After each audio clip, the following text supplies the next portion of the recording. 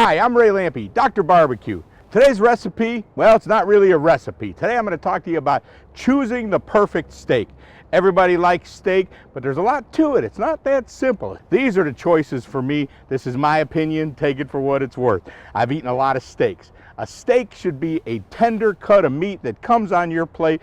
You grill it to medium rare, rare for me, and it's tender. No marinating involved, no pounding, no roasting, no nothing. It's a steak. So let's start with the king of all steaks. This is a porterhouse. Got a tenderloin over here, a strip steak over here, a T-bone in the middle. If this steak has a little bit smaller part of the tenderloin, we would call it a T-bone. But this one qualifies as a porterhouse, probably 1.25 inches thick on that one. That's a beautiful steak. I'd be happy to have that one. We call that the king of all steaks. This one here is the tenderloin, beef filet, filet mignon.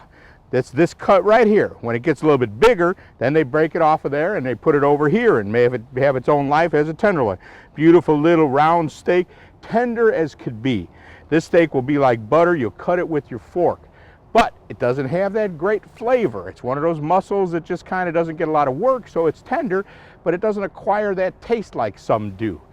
Now this muscle here, this is the New York strip steak. This is up on top of the cow. It gets a little bit of work, just enough to make it taste good, but it doesn't work too hard, so it's still nice and tender.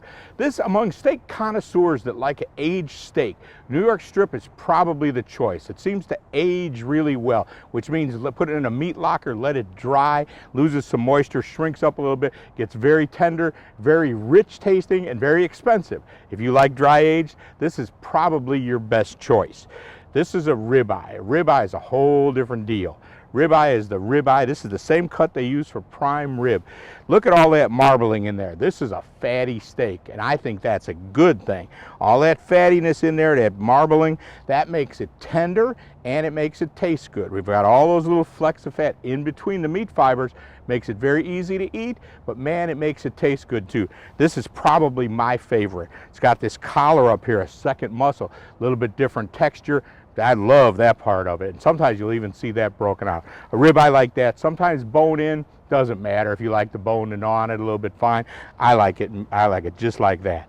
I got a sleeper for you over here too. This is what we call a flat iron steak. It's a little bit different cut. You should be able to find it at your meat cutter though. Should be a little cheaper and not a real popular cut.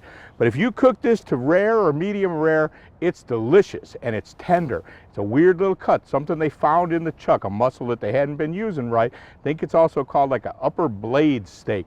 But flat iron is the name you'll ask the butcher for, and I'd highly recommend trying this. Not if you like your steaks medium or well, though. This has got to be served rare.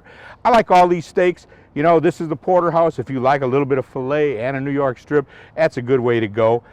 Beef is graded. All of these here that you see today are USDA choice. That's common, what you'll see in the supermarket. Look for that. If it's select, you don't want that. That's a tougher cut for a steak. Prime is good meat. Prime is beautiful. You see all that marbling in there? Well, prime would have more marbling. A New York strip that's prime has got beautiful marbling in it, a real good quality steak. Pretty pricey, but if it's a special event and it's something that you like, by all means, go for it. For me, most cases, choice is plenty good. I like all these steaks. I'd say the ribeye is probably my favorite, unless I'm really hungry, and then I would go after that porterhouse. Come back later. I am going to show you how to cook them. Not in this video, but there's another one.